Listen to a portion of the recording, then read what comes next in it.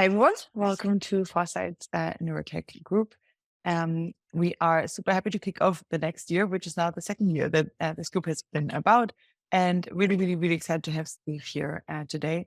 I think to do perhaps a little bit of an intro that also gives a segue into a few exciting things that we have coming up at Foresight.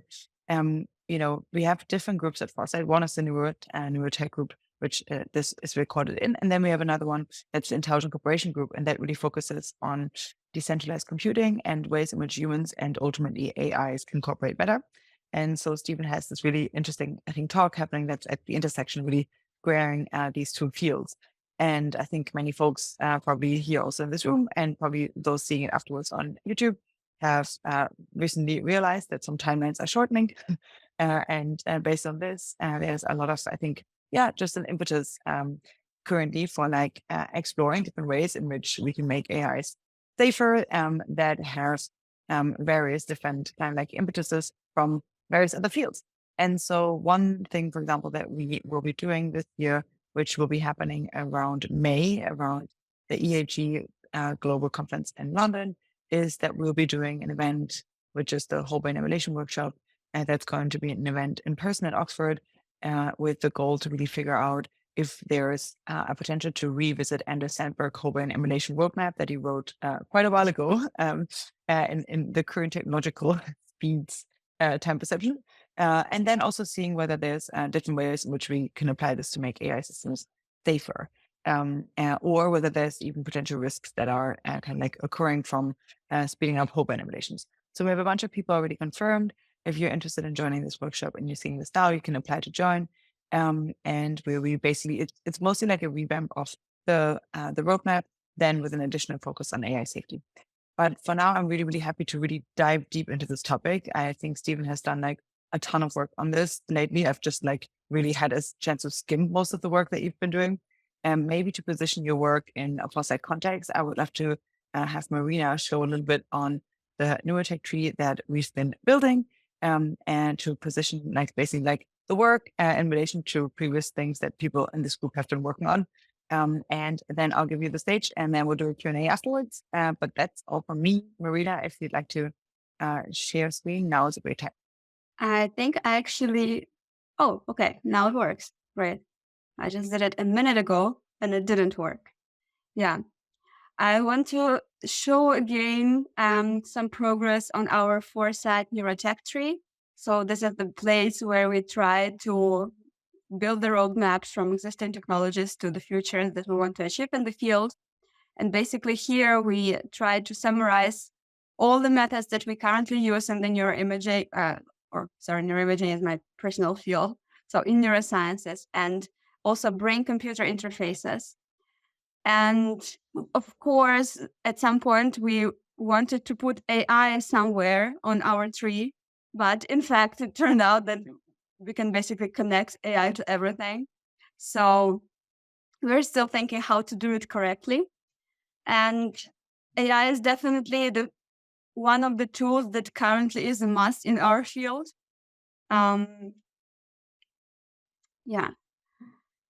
So at the moment, we placed AI very modestly at the bottom, still thinking how to build the right connections to all the other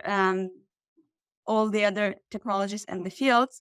And of course, although we all try to use some sort of AI in our work, and also explainable AI became kind of a topic, at least in my specific field, where we try to deploy it for early diagnostics. But of course, what we all are afraid of is the AGI. And I think for most of us, and I can say for myself at least, AGI is really something that is from the field of science fiction. Looks really dangerous, but I was really glad to see that you're giving a presentation. I was also looking through your blog posts, and I'm really looking forward to see how do you foresee the AI alignment, and what can we do collectively about this topic. So thank you so much. Hopefully we can discuss it basically in the context of our tree in the future. But at the moment, I just want to give a short introduction to it and give the word to you. Yeah, thanks.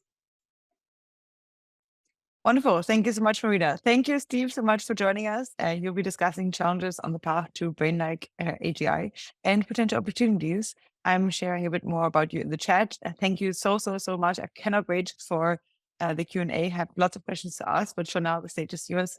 Please go ahead if you want to screen share. Now's a great time. Okay. Can everybody see that? Okay. Thanks for inviting me. And I'm going to talk about, challenges for safe and beneficial brain-like artificial general intelligence, or AGI for short. This is sort of based on a blog post series that you can Google search for, or just type in this easy to remember URL, capital H, lowercase z, C. I'm only joking. Okay, so I'll start with some general motivation, and then a very big picture of brain algorithms as I see them, and then I'll talk about the hypothalamus and brainstem in particular, let's just jump into the talk. So the big question that I'm interested in is what happens when people figure out how to run brain-like algorithms on computer chips. I claim that this is something that is very likely to happen sooner or later. And when I put this question to people, they tend to have one of two very different reactions. One is that we should think of these algorithms as like a tool for people to use. And the other, which is that we should think of these algorithms as like a new intelligent species that we're inviting onto our planet. So let's start with the tool perspective. So if we put brain-like algorithms on computer chips, then that is a form of artificial intelligence. And the way that everybody thinks of AI today is that it's a tool for people to use. So if that's your perspective, then the sub-problem that I'm particularly interested in and working on is accident prevention. We want to make sure that that we avoid the situation where the AI is doing something that nobody wanted it to do, not its programmers, not anybody else, like, be deceptive and seek power and things like that, do destructive actions. So you could say, why would somebody program an AI to do things that they didn't want it to do? And the answer is that that's a thing that happens all the time. It's called a bug if it's a small problem, and it's called a fundamentally flawed software design if it's a big problem, but it's certainly a thing that happens. So in this case, the technical problem that I'm interested in solving is if people figure out how to run brain-like algorithms on computer chips, and they want these algorithms to be trying to do X, where X is solar cell research or being honest or whatever you can think of that the programmers want, then what source code should they write?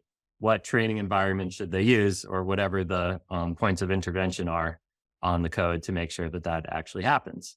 And this turns out to be a surprisingly tricky problem, I claim, for pretty deep reasons, although I won't necessarily get into it very much in this talk.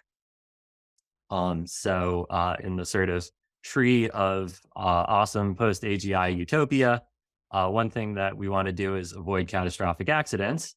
And then within that, we wanted to have like an instruction manual, let's say, for how to program a safe AGI that avoids catastrophic accidents. So that's this red box on the bottom left.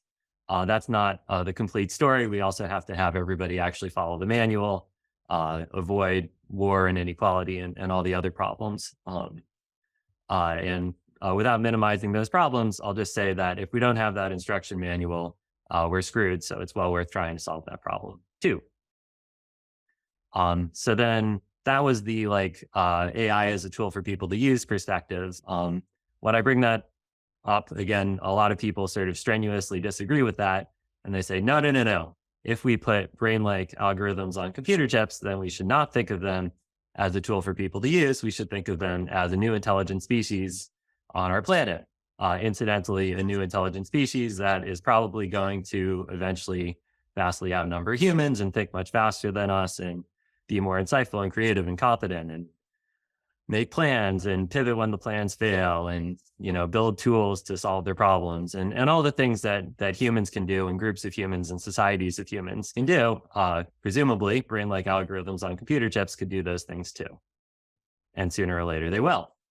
So if we are inviting this new intelligent species onto our planet, then how do we make sure it's a species that we actually want to share the planet with? And vice versa, how do we make sure that they want to share the planet with us?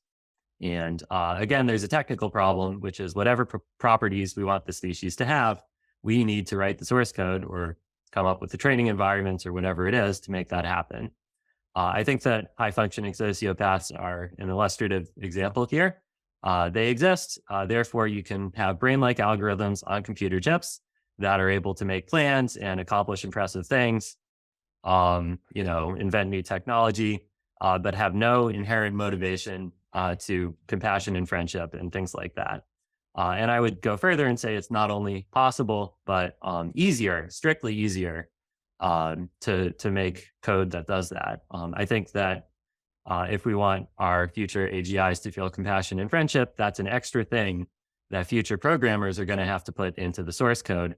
And I claim that we don't currently have the knowledge of what exactly those future programmers should be putting into the source code to create compassion and friendship. And I'm going to talk a little bit more about that in the talk. Okay, so moving on to my proposed very big picture of brain algorithms. Before I start diving into brains, I just want to get everybody's enthusiasm up by saying, yes, we do know enough about brain algorithms to say useful things about a hypothetical brain-like AGI. So I do get some pushback even at this point. I sort of poke fun at this myself. The human brain is actually quite complicated. But I don't think we should be too put off by that. And the basic reason is that I claim that understanding the brain well enough to make brain-like AGI, which is what I'm particularly interested in, is different from and much simpler than understanding the brain full stop. And there's a few reasons for that. The first reason is that in general, learning algorithms are much simpler than trained models. So probably many of you in the audience know how one would train a convolutional neural net. Gradient descent and convolutions, it's all pretty straightforward. But probably nobody in the audience could look at 100 million parameter trained convolutional net and say how it is distinguishing different breeds of dog. So by the same token, if you look in the neuroscience and cognitive science literature, there's a lot of people that are trying to address questions that are basically, hey, here's an adult human or an adult rat or whatever doing some intelligent behavior. How does it do that intelligent behavior? And I claim that these are at least partly trained model questions and not just learning algorithm questions. And therefore, they inherit the complexity of trained models. And I claim that people will be building brain-like AGI long before anyone can answer those kinds of questions about how adult humans do intelligent things.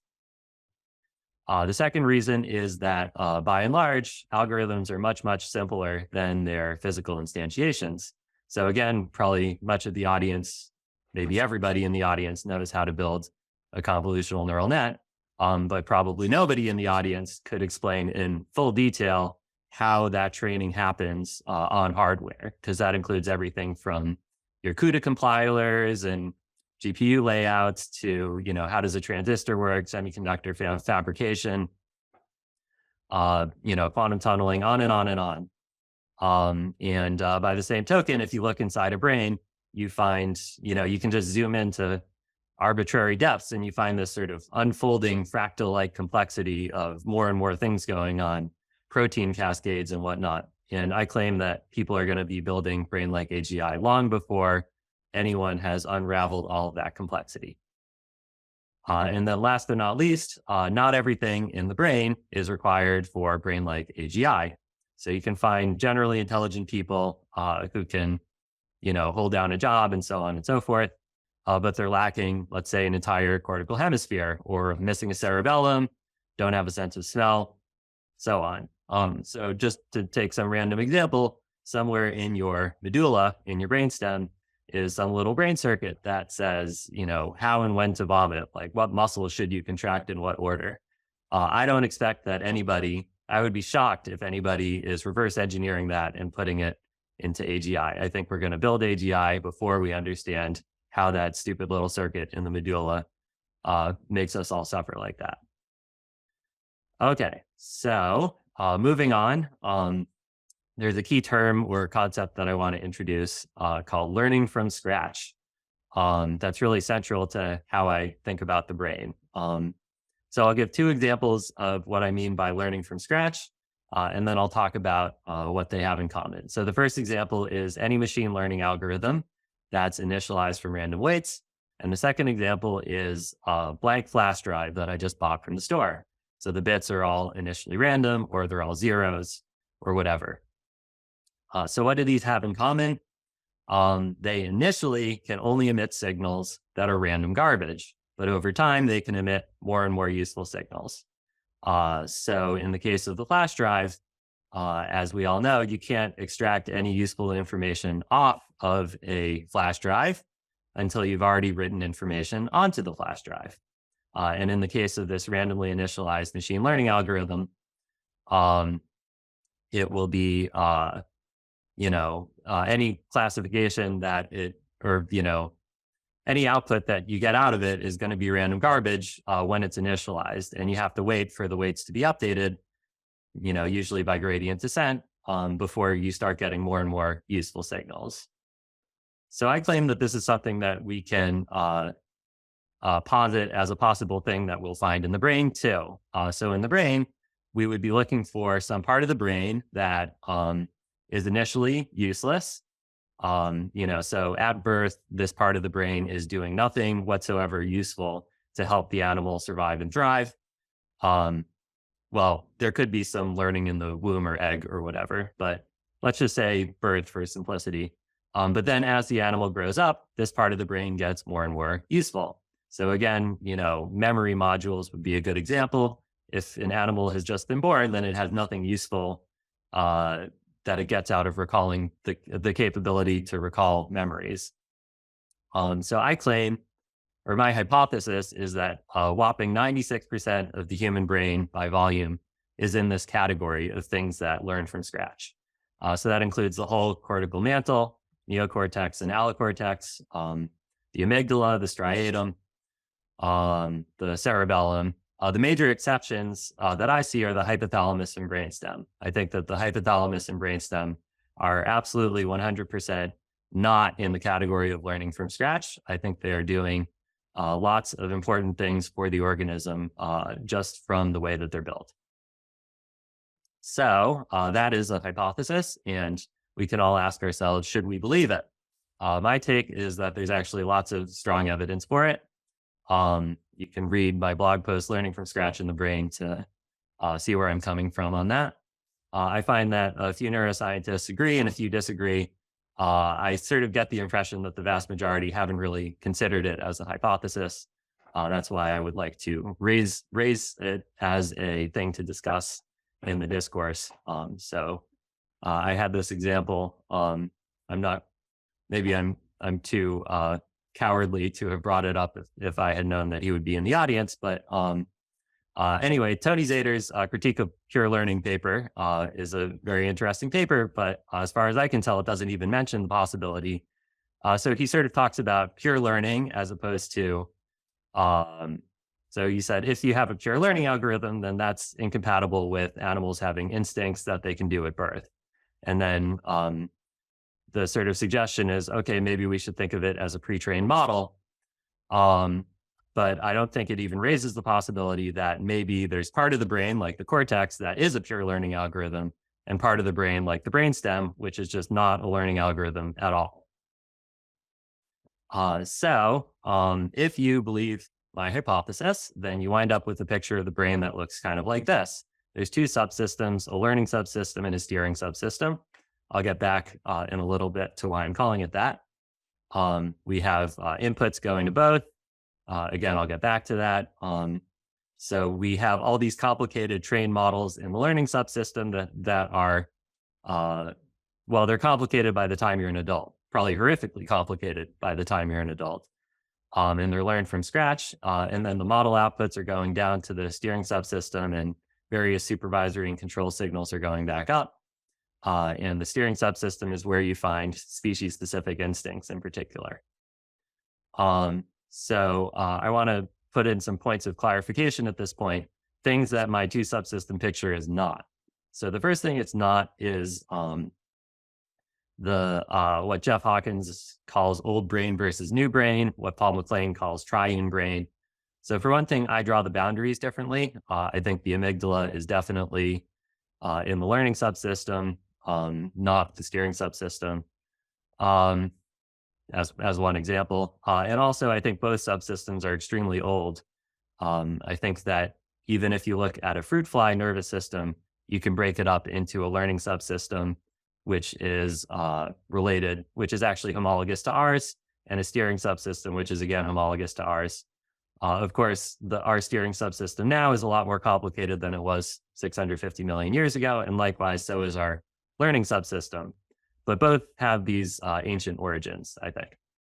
The next thing that it is not is blank slate or nurture rather than nature. So for one thing, I am allocating this whole part of the brain, namely the hypothalamus and brainstem, to just be a giant repository of species-specific instincts. Those instincts are real and they're important and they have a place in the brain. Another thing is that learning algorithms themselves have, they're not blank. If anybody's programmed a learning algorithm, the thing that you don't do is, open up a blank Python interpreter and say, okay, I'm done now. You have to program it in. There's a neural architecture. There's learning rules. There's hyperparameters. There's a lot of things in there. And then last but not least, learning is different than a human is deliberately teaching me. So for example, if you have intrinsic motivation, then in a learning algorithm, then you can wind up with complex behavior, but that's not the same as saying that, a parent can sculpt their child like a block of clay, So the third thing that this is not is plasticity versus not plastic. So if you have a learning subsystem, or any learning algorithm, then clearly you need plasticity. You need to be changing synapses or changing something else in order to store that memorized content. But if you have the hypothalamus and brainstem, even if they're not learning algorithms, they can still have plasticity in them. So for example, anytime you have a certain algorithm that has a persistent variable in it, let's say tracking the number of times that a rat has won a fight in its life, that's sort of a counter variable, but it's not a learning algorithm, but it's still plasticity. And then the last thing that this is not is some brilliant idea that I made up that is totally different from anything that you'll find in machine learning. I claim that you can just pull up any GitHub repository from NeurIPS and you'll find learning subsystems and steering subsystems if you put a little effort into dividing it up. And maybe there's a few places where there's a gray area, but by and large, and it even often corresponds to the distinction between code that runs on the GPU versus the CPU, although not always, certainly not perfectly. Okay, so the final part of my talk is to dive into the steering subsystem, the hypothalamus and brainstem, because I claim that it's the ultimate source of motivations, drives, and values, and so on, which has very important implications for how I think about AGI safety and some related open problems. Okay, so I claim that, from a safety perspective, we should more or less think of the brain as doing a version of model-based reinforcement learning.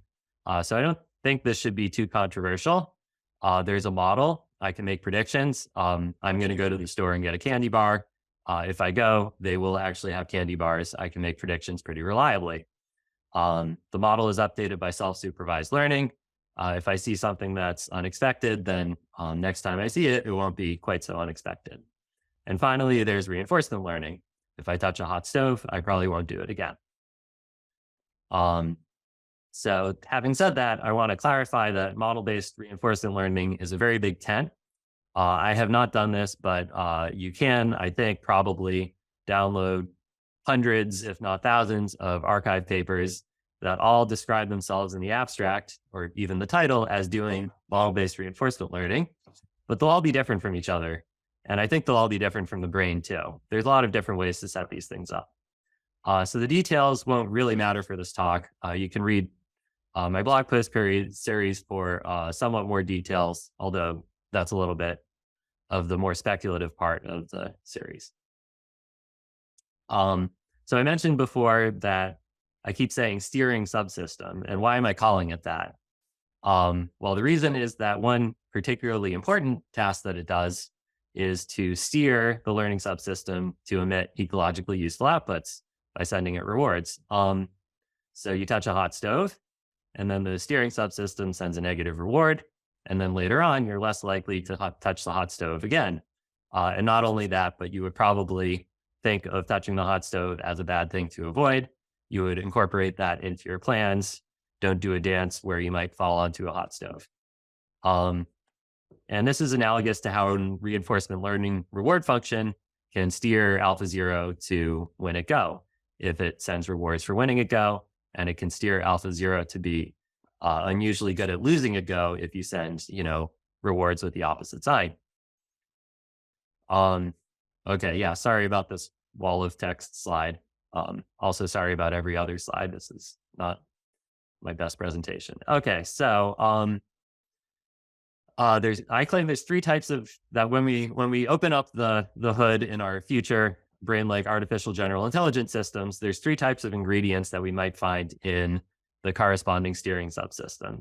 So the first type of ingredient is things that just need to be there in order for the algorithm to develop into sort of general intelligence that can, make plans and do science and all the things that people are going to want their AGIs to do. So an example in this category is the curiosity drive. I think there's some pretty strong reason to believe that that it's hard to get like very capable AIs that don't have any curiosity drives. Certainly in the machine learning literature today, people have done that and found that it helps their results. So insofar as that kind of thing is important, then it is in humans and it is going to be in future AGIs for better or worse. So then the second category is everything else in the human steering subsystem. So think of fear of heights, think of fear of snakes, sexual attraction. I would especially want to call out social instincts, which I think are important for our, moral intuitions and things like that. And these tend to be present in competent humans, but not always. Again, I mentioned high functioning sociopaths as an example of people with very different social instincts, but they can nevertheless, make plans and do science and all those other things. And these are not by default expected in future AGIs unless we figure out exactly how they work and convince future AGI developers to actually put them into the code. And then last but not least, we have every other possibility, most of which are wildly different from anything that you'll find in any human or animal. Think of like an innate drive to increase the company's stock price. So, we're writing the code. We can put in whatever we want. I don't think that we should increase the company's stock price as an innate drive in an AGI. That sounds like a terrible idea, but it doesn't mean that people won't do it. Okay, so a very, very important question now is, how do these work? How does the steering subsystem know when to provide reward? So I call this the $1 million question. And the reason that it's a tricky question is that the hypothalamus and brainstem are kind of stupid. So in our cortex to some extent, striatum and hippocampus and other things are this very complicated model of the world, including, debt and calculators and multiplication and dates and all these other things that, my friend Sally, all the things that we know in the world are in our cortex. The hypothalamus and brainstem are these things that sort of are executing particular calculations that got evolved into our genome and don't have that kind of world model. So how is the brain going to get by putting these things in charge of providing the reward function? So there's a few parts of the answer, I claim. One part of the answer is that the steering subsystem has its own too often ignored sensory processing systems. So I mentioned this, or if you look closely at a previous diagram, that was this little arrow here.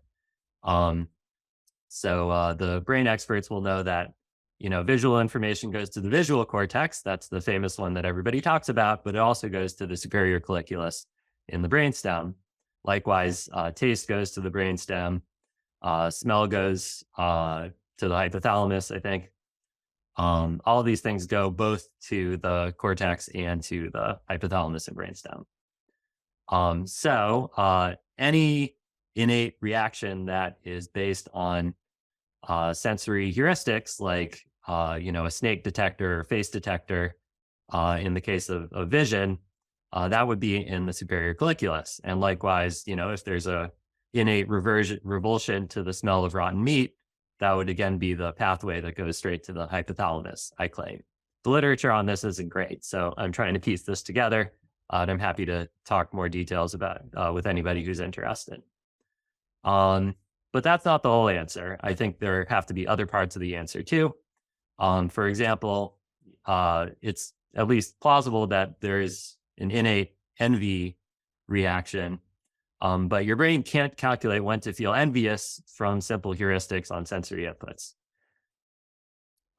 So how does that work? I think empathetic simulation might be involved. Mostly, I don't have a great answer here. I'm working on it. I'm very interested for other people to work on it too. You can read post number 13 of my series for some vague speculations about sort of the types of models that I'm thinking about so far. Okay, so in conclusion, what happens when people figure out how to run brain-like algorithms on computer chips? I claim this is a very big deal, probably the best or worst thing that will have ever happened to humanity. And I hope to have given you the idea that there's technical work that we can do today to increase the odds that things go well. And thank you for listening. Wonderful. Thank you so much. This was awesome. Yeah, and I also really like that it's modeling some of the things that you really go through also in the articles too. So I posted already a little bit more information about that here in the chat, but for anyone who wants more, that's a really great place to look. Usually our algorithm here is that I ask questions until someone stops me by raising their hand. So I'm going to go ahead with this now. Yeah, from diving a little bit into your papers, I would be really, really interested to see, I don't know if you can say very much about this, but like, what is your rough timeline on this? I know that you've at least written, I think, a response to neuromorphic computing, I think within 20 years. But yeah, what's your rough timeline on us developing something like this, if you have anything? When will people develop AGI? I don't know. I claim that nobody else knows either. Yeah, let's see.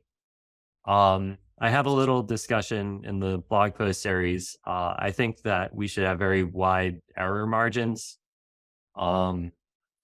I feel like I would be very surprised if we had brain-like AGI, let's say, sooner than, I don't know, 8 or 10 years. I feel like I would be very surprised if we didn't have it in more than, I don't know, 30 or 40 years. But I want to emphasize that that's really just not based on very much. And the real thing is that forecasting, I guess you would know this as well as anyone, forecasting technological developments and when they're going to happen is just a really hard thing to do. And yeah, you can read the series for slightly more justification for the sorts of intuitions that are rattling around my brain when I mention those numbers. But whatever it is, we should be working on safety and preparation right now, because for all we know, it could be very soon. And we also don't know how long it's going to take to do whatever we need to do to be ready for that to happen. Yeah, great. Thanks. I think that's totally good enough. I was just wondering mostly of like, have you recently updated a lot, given recent developments, or were you already thinking, hey, just in general, this is something useful to focus on? I'm just not sure what if there had been any update. I think that ChatGPT is very cool, and I think language models can probably do some things that if you had asked me 5 years ago, I wouldn't have anticipated that they could do such cool things. I still think that some new ideas are going to happen between now and AGI, and the particular details of exactly how impressive the large language models are has not played into my estimates of when we're going to get AGI, for better or worse. Okay, wonderful. And could you, I don't know if you've thought much on that, like in particular with like different types of computing hardware or like approaches to building hardware. I know that you've written a little bit about neuromorphic computing, but I'm wondering if you think, what's your perspective on how different types of computing architecture would influence the approaches that you're proposing? I have a reasonably strong belief that when people figure out how the learning algorithms and other aspects of the human brain that power human intelligence, when people figure out how they work, they're going to be able to run them, or they're just going to run them on whatever types of chips are most common, which if it was today would be, probably GPUs, other types of ASICs, as opposed to, I don't know, weird neuromorphic chips, which as far as I can tell, are not so well developed right now, and mostly focused on low power sensors. But it's been a while since I looked into the state of the art on neuromorphic chips, so I don't want to speak to that with any confidence. Okay, cool. Then because on your last slide, you're pointing to specific technical work one can do to increase the odds that things go well. Could you go into like perhaps a little bit more of these directions that you point people to if they now got excited about this strategy? Yeah, I mean, the one thing that I mentioned in the talk was this open problem about trying to look at the, explain how social instincts work in a way that is compatible with the sort of framework that I have in mind, assuming that that framework is correct, of course. You can read the last blog post of my series for, I think I list 7 different avenues for further research, a couple in neuroscience, a couple in sort of normal computer science and machine learning, and then a couple in sort of more weird sci-fi AGI safety type stuff. Cool. But I think you also mentioned on the slide that anything like these more, like basically like empathetic simulation doesn't necessarily have to be a part of a system. So do you think that it may be easier to build systems that don't contain that and they would be at a comparative advantage then to the ones that do, or? Right. So let's see. So the sort of the threat model or the bad scenario would be that nobody really has a good idea of what to put in a steering subsystem such that the AGI wants to be nice and compassionate towards humans in particular. Or, the steering subsystem in conjunction with a training environment, life experience. So that would be the problem. I think that it is possible to make an AGI that has callous disregard for humans, just like sociopaths, more or less. And I think that understanding how, what's going on in the brainstem and hypothalamus that leads to humans wanting to be nice to each other would be valuable towards the project of making AGIs that want to be nice to humans, either directly or indirectly valuable. I think, I don't think that So then this sort of question about this open neuroscience question of what is going on in the hypothalamus and brainstem is the question that is an open problem that I have sort of vague ideas about, but I don't have great answers right now. and it might involve empathetic simulation. Cool. Well, I don't want to put words in Steven Pinker's mouth, but I thought that, one of the arguments, for example, that he was making is like the decrease of violence over time led to us having to actually kind of like put ourselves into the shoes of other people more to like actually figure out how we can cooperate best with them and offer them better deals. And so that like some of this like, empathetic action that we have now was really like our way of better cooperating with other folks as violence became a less agreeable solution to inflict on others. And so maybe, one could imagine at least it being almost like an instrumental way of cooperating better. So maybe there's even a comparative advantage at like potentially simulating something like empathy towards humans, just to basically figure out how to better cooperate with them and be more likely to be reinforced. Do you think there's anything there, or it's more fake? I mean, so if you make your agent that ultimately doesn't care about other people at all, but has goals, it could. So what you don't want is your AGI that realizes that it is instrumentally useful to cooperate with humans, because that's an AGI that will cooperate with humans exactly when that's a useful thing to do. And then as soon as it gets an opportunity to stab them in the back, then it's going to. So that's the like, if you deal with a sociopath, you'll also see them, being nice to people when it's convenient to do so, or has returns. There's another issue there, which is that, I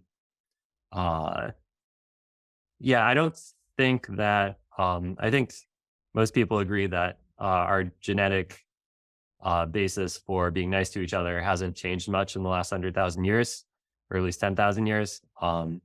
But our environments have changed a lot. And clearly that's relevant too. And when we are training our future AGIs, then certainly the training environment will be relevant. And I don't have a great answer to exactly what kind of training environment we want to use for our AGIs. I think that the sort of trope that we should raise them in a loving family is a little too simplistic, but clearly we need to do something. So I don't know. Well, I think there are a few interesting, approaches like Critches and cultured AI. I'm not sure how familiar you are with it. I think not familiar enough to talk about it. I've heard of it. Well, I vaguely remember it. Yeah. Okay. Well, I mean, I guess it's just like a different game, or basically like a computer game approach to basically gradually inculcating the AI systems into like what these humans, and into the culture of those human players. And so maybe that's like an interesting way to train them. But yeah, I also, and maybe this is some of my last questions, and then I'll just leave it to people in the chat also read a few questions. But I saw you also commented on AI debate from OpenAI. And so I'd be really, really interested in getting your take on what you think of these. I guess like there have been a few, I think, at least recent developments that I thought were quite interesting. Number one, for example, you had, I think, Stuart Armstrong and Rebecca Gorman use one ChatGPT to at least monitor a jailbreak prompt for other ChatGPT. So basically, you would ask one ChatGPT to imagine that it's Eliezer Yudkowsky with a very strong security mindset, and then ask it whether a prompt to another ChatGPT would be led through by that first ChatGPT. And it often got things like relatively right in the like little few experiments that they've done. And then I think there's like similar, at least I think attempts, or I classify them similarly, where you can use some AI systems to keep others in check. One of them, I think, is OpenAI's debate, where basically you have two very intelligent agents that may be more intelligent than a human is, and they're debating a particular matter out with a human judge in the loop. And you had this really, I think, interesting analogy of that, of being like strapped on a mono water ski behind two rockets that are pulling to different directions. So I'm really, really curious to see your take on what do you think about, the general opportunity of us using different AI systems to, either keep each other in check or, to have another human in the loop. I know that there's also constitutional AI, I think, from Anthropic, which is really just using one AI to kind of like to keep another in check. So there's like different approaches from different AI labs right now that are more kind of like relying on this more cooperative AI model or on this model where you have different agents monitoring each other. And I'd be really, really curious if you think that this is something that has any promise and how that relates at all to the research that you're proposing. Yeah, so there's a lot in that question, and a lot of it's kind of in the weeds. Let's see. I guess I'll say that I'm mostly concerned about the sort of scenario where we make AGIs that are trying to do things, and like they have goals and they make plans to make those goals happen. I think that we're not. I think that people are going to build those types of AI sooner or later, and that's the sort of, well, I guess threat model, if you want to make it sound bad, or that's the issue that I'm thinking about. And so if we have an AI that is trying to do something, then the real conundrum is how to make sure that the thing that it's trying to do is the thing that we want it to be trying to do. So it's easy to say we're going to, have two AIs debate each other. This is this paper called AGI Safety by a Debate by Jeff Irving and Paul Cristiano from a few years ago. That's sort of spawned a little industry. But if you aren't sure how to make sure that the two AIs in the debate are actually trying to win the debate, honestly, then you haven't really helped your problem. And that's really the problem. We don't know, or at least I don't know. I don't think anybody knows right now how to make an AI that is definitely trying to win the debate. It's not necessary, we can give it a reward function that rewards it for trying to win the debate, but that same reward function can also be described as this is a reward function for, for successfully winning the debate or hacking into the reward system and giving yourself a high score. Or it could be there isn't necessarily a difference between, reward for winning the debate by following the rules versus reward for winning the debate by cheating, or lying or whatever. If we can make an AI that is really truly trying to follow the rules and win the debate, then why don't we just use the same approach to make an AI that is really truly honestly trying to just tell you what the right answer is, in my opinion. So I think those are more addressed towards somewhat different development models. There's a lot of people who have different ideas about how people are going to build AI and what it's going to look like, that are not necessarily in the sort of model-based reinforcement learning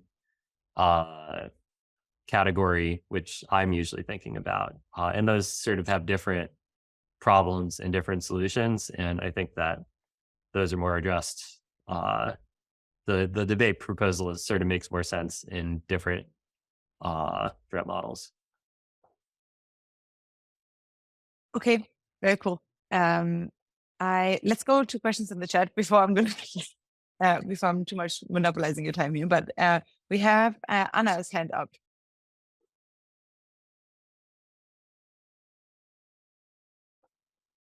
I think she had If to you'd like to leave. Okay. Who do we have next? I think it was perhaps Marsh. Yeah. Yeah. Marsh. Yeah. So really cool talk. I mean, every time we've been thinking about AI, we talk about the architectures, and yeah, we could do different chips to improve learning. But I mean, it always comes down to the data sets that we use for learning. If we look at autonomous vehicles, it's, we have convolutional neural networks identify things in the environment, and then we have to drive to that environment to teach the more nuanced things like when not to hit people who are crossing the street. So I'm wondering if you have a perspective on movements for, let's say, building up these environments specific for AGI learning.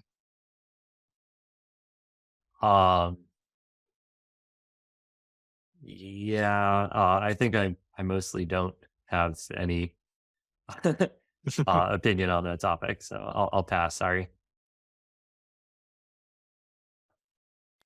We also had Guillermo here in the chat.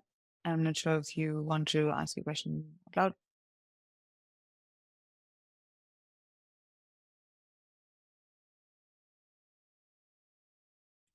Okay, he can't speak, so perhaps I'll read it out. Our cortex is able to modulate limbic system signals, right? How can we say that later provides the ground truth then? I see. Limbic system. Okay, so the limbic system is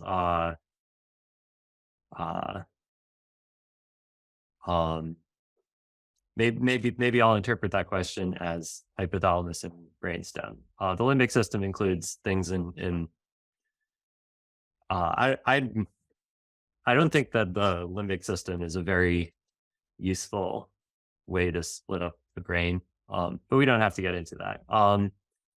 Let's see. So yeah, your cortex is able to modulate what happens in the brainstem. For example, if I think a thought like, I wonder what would happen if I put a tarantula down my shirt, then like that makes me feel certain ways and that's reflected in the brainstem. The way that I would describe that situation is that, again, the hypothalamus and the brainstem have very little to go on when they're deciding what to do in response to, what the cortex is thinking and what's going on in the environment. Like they don't really know what you're thinking, but they have a little bits of information. But one of the things that they get are certain signals from the cortex itself. So I think that, and the striatum in particular. So I think that so let's say the amygdala, for example, could learn that certain types of thoughts, if you think that thought, then probably what's going to happen afterwards is your heart rate's going to go up. Or, the ventral striatum can do that too. So the striatum is doing supervised learning there in the sense that there's kind of a ground truth in that you have your whole lifetime of learning that this type of thought has tended to be followed by your heart rate going up. But then once the striatum has learned that model, then it can, say, hey, brainstem, this pattern matches to the previous things that we've seen that are good times for you to raise your heart rate. And then the brainstem can be like, I have no idea what's happening in the world. I'm just this stupid circuit. But, if you striatum think that this is a good time to raise my heart rate, then, well, that seems like as good an idea as any. So then the brainstem raises the heart rate. So that would be sort of like the brainstem deferring to these kinds of outputs of the cortex in the absence of any information that would suggest to do anything different than that. I'm not sure if that was a great answer to your question, but you can read the series for more, and I'm happy to, if you can reach out to me if you want to follow up.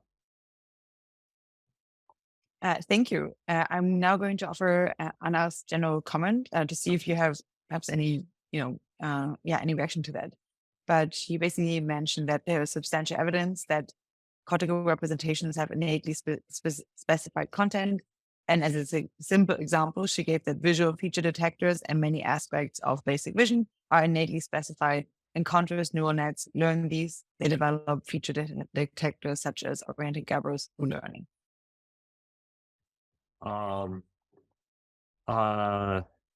So it's not necessarily straightforward to distinguish the hypothesis that